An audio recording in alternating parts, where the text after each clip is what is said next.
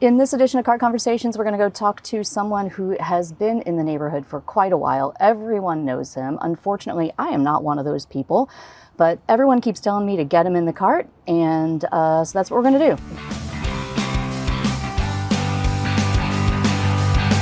I'm here with Ray Simon, who is a fixture in the neighborhood. So many people that I've talked to have said, like, you got to get Ray in the cart. You got to get Ray in the cart. It'd be a great conversation. So I finally got Ray in the cart. Here we are. I'm kidnapping Ray. Too troublesome. No. Where do you want to go? Well, why don't we Cherokee Street? That's where it all happens. Okay, right? Let's do it. Let's do it. We're off and running. Okay, so how long have you been in the neighborhood, Ray?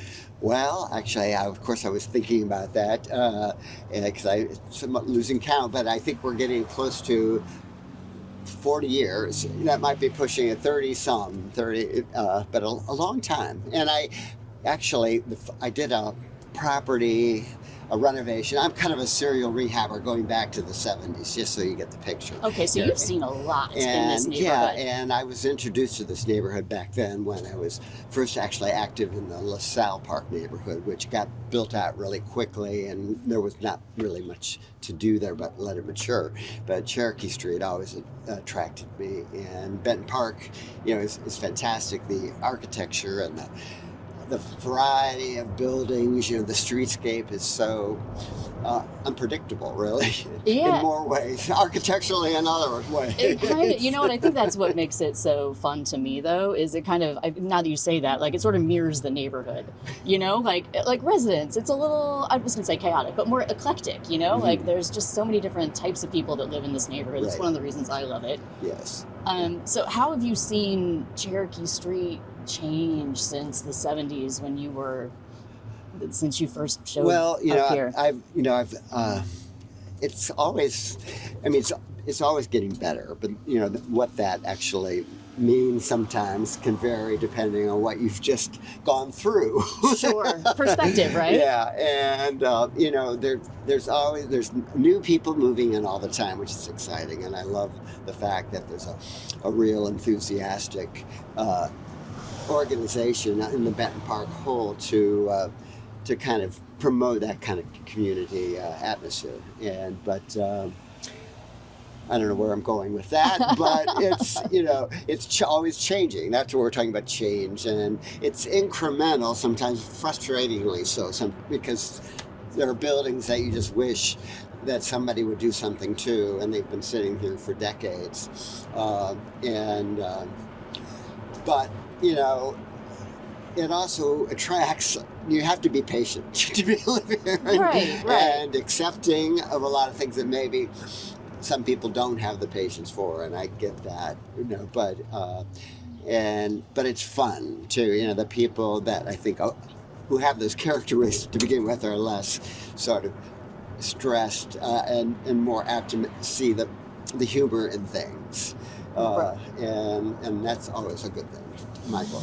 And you are, speaking of the architecture and the rehabbing, Yes. like, you are one of the people that has done that in the neighborhood. I've invested a lot in this neighborhood. Like I said, I made a career. I'm an architect, but I've always had a project of a building, whether it was for my own use or as an investment property.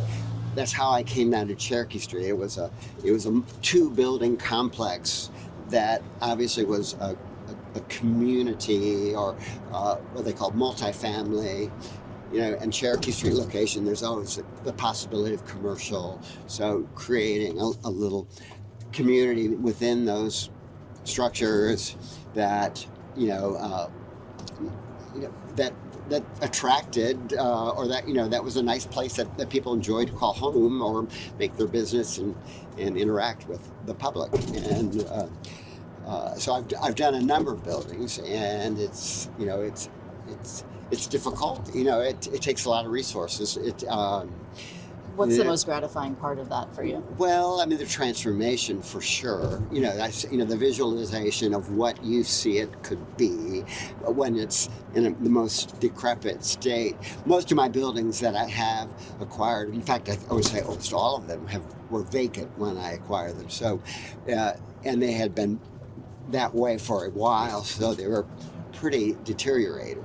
And part of me liked that idea because you didn't have to be quite so careful about every detail or every element that you had to save. A lot of it you just couldn't, and you knew that you could work a framework of a contemporary dwelling or whatever it is you're creating to from scratch in a way. So it's a blank canvas. You're not, but they were always had historic restrictions, which I appreciate, because that's part of the charm of the neighborhood. But it can sometimes be a burden if anyone, people who've been through that process knows how to balance the two. But anyway, they were construction projects, and of which I get very involved in them because I know a lot of, I bring trades of various trades that I have worked with professionally, to the table and organize it rather than having a general contractor per se. Oh, nice. Okay, so you'd be really involved. And that includes, just sweeping up every day after everyone's left. Somebody's got to do it, right? Yeah, and then all the while kind of keeping the vision going because you've got to get to the end. But, I guess one, it's like I said before, it's an expensive endeavor because construction, the condition of the buildings and the things that are really required to give it another long-term lease on life, the structure that is, you've got to really do some major redo of the systems and the plumbing and to really. And that, and anyone who's done this, I'm sure a lot of your viewers, it's hard. And it's hard to make the choices of where to spend the money, and it's only getting worse. With tariffs, construction is getting more expensive, and that I worry about in terms of the neighborhood of being able to keep up. Yeah, of course. Well, we're currently in the park where you're sort of etched on this park, immortalized, right? okay, yeah, immortalized. That's a better word. There we go. Yeah, whether people know it or not.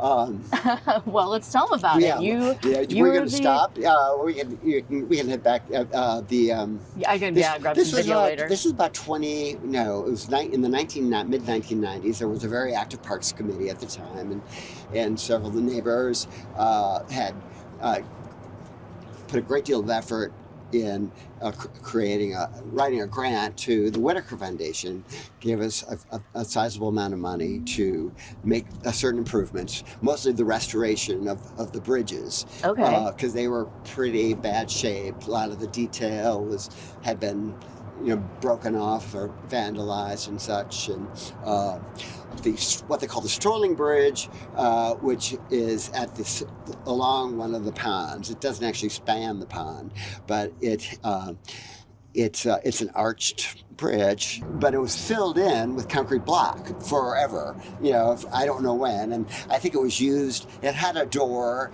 It was used by the city parks department, or as storage or maintenance shed for the park, I believe. But and the idea was to remove that brick infill and make it to express the original arch structure, and that was all filled in. It was. Yes. Oh my gosh. Yeah. So we decided that of course people were concerned about having this sort of tunnel and what kind of security concerns that some people might have about being in the park with this space, and so the idea was to make it inaccessible but still shall we say open to the air and to the light that comes through the through underneath the bridge. Okay, so it's like kind of the best of both worlds, keeping it blocked off, but then also. So it's basically a fence or a gate, as it were, but what to do with that and how to make that become a little bit more like shall I call it a piece of art or we. So did you design this? Yes, we made the gate out of laser cut steel in various shapes that sort of mimic the water and the tree. I mean, the sort of the feeling of the park itself. It's kind of and it's held up quite well. Yes. Okay. That went in the 90s. You said it was. I think mid 1995. I'm thinking. Oh wow. Okay. So it's like 30 years old. That's crazy. So So it's wonderful that they becomes the backdrop now for the park concerts. And yeah. We're going to have to head back. My battery's dying. Oh, we lost all of this? No. We're still recording. Oh, good. The cart's just dying. The cart? Suddenly, okay. Oh, my God, Ray. This is a whole, I'm running out of gas. Do you have a selfie stick? We can walk down the sidewalk back to the house. I know, my God. I didn't. Okay, I've never done this before. Running out of gas. This is Benton Park, folks. If you're catching it out the back, it really is a terrific neighborhood. It is. Okay, so the gate there, I mean, did you also do one at Venice Cafe? I feel like I've seen one at Venice. No, maybe that's where I was inspired from. I don't know. No. Okay. I did not. But there's a lot of artists who have participated in the creation of Venice, or contributed to that unique appearance. Okay. Here we are. So I have also designed a number of buildings for clients who live or had lived at one point in the park. So, it's just really my home. Yeah, I mean, it sounds like it. So what do you love about Benton Park? Well, I kind of like the laid back, mostly atmosphere of the people that choose to live here. I love just the streetscape, as I've talked about before, the variety, the architecture. We're gonna make it. No. I'm not pushing. I know, I'm not pushing right? Denise. Okay, I know. I'm like, oh my gosh, this has never happened to me. The one thing. Okay, well, you keep going. There's a first time for everything, right? But look, that. I remember when that was. I think that was an old building that they reclad, but it's every shape, different heights, different widths. I mean, there's a uniformity that's unmistakable, but it's eclectic and different enough that and it's it just makes you very curious. The embedded history or what's going on, just who's lived here, what the ideas behind the choices that people make. Of course, sometimes they're not so attractive, but that's okay. You live with that. That's part of the cultural. But it has. I think some of your previous interviewees have talked about the food scene here. Yeah, that has really improved in the time so that lucky. I have lived really? here. Yeah, I mean it was literally a food desert up until Fraser's was one of the first restaurants to venture down here. That's other than maybe the taverns that might have served food as a side, so their patrons would not get too too spirited. Too spirited. There's a good word. I like that. Anyway, and of course there's just so many to mention, and it's a real treat, because we kind of brag about it that we don't have to go very far in St. Louis to really have a nice meal and. Right. There we go. Okay. Like it's gonna The kick little again. engine. I don't know how you can tell. I mean, you do It's feel right it. here. Okay. Oh, Yeah. So now okay. I'm like, I don't know. Like I've never done this. So now I'm like, okay. I think if I mean, stop once for a minute, stop, will it go? let's hope. I mean, will it go silent?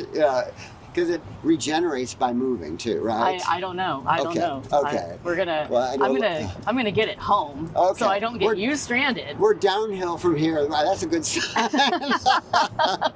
Well, even if we take it back to your house, yeah, I'll take it back. I can make my way. Well, Actually, I can make my way here, but I'm not going to abandon you in your time of need. No, such a gentleman. That's community. That's community. I know, really. This is what we do here. Oh my gosh. So we look sorry. out for each other. Yes, food. So, Okay, we're doing better now. Yeah, so food scene is great. Okay, so yeah. you remember before, like when Fraser's was the only one here. It seems like Yamanja's been here a long time too. Yeah, right? not quite as long as Fraser's though. I mean, they have been here a long time, and things come and go, and and they don't often progress. Things seem not to change sometimes, even if you've been away for 5 years or something like that, you could come back easily and say, oh yeah, I remember this place. Well, that's, I think what you were saying, I think that's a key. Everybody wants change, but like take a measured approach to your expectations, perhaps, right? Yeah. Okay, well, since my little buggy here is dying, okay. But we can still walk over. Rolls. Camera's Yeah. still rolling, yeah, right? Okay. Like we can keep this convo going. We can go over to the park and like walk through and talk about the gate. You want to do that? We'll pause. We don't have to keep going the whole time. Yeah, I would love that. Okay. It was a fun project. And, so talk to me about the design.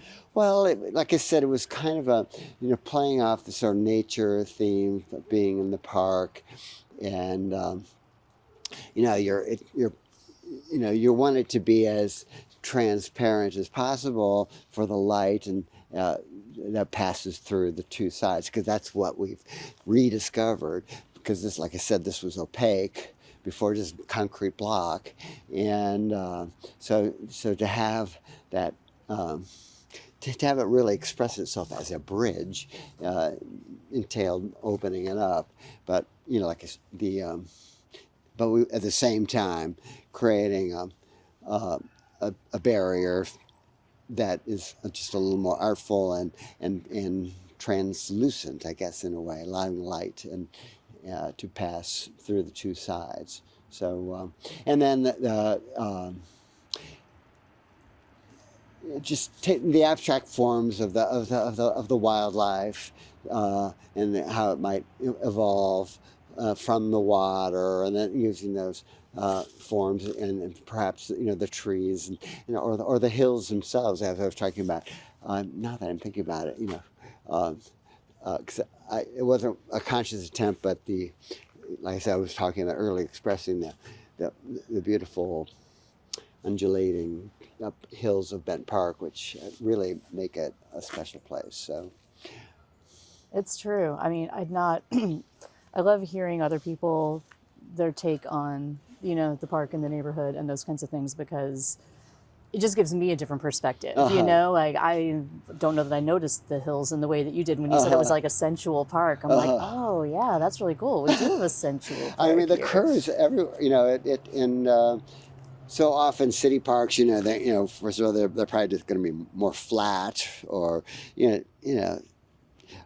that's not. I could find the argument only holds water so long, but anyway, it's just visually a real pleasurable space to be in, and it's small and it's surrounded by houses, so there's a real involvement. It's engaging, and it's nice, and people use it, and which is great.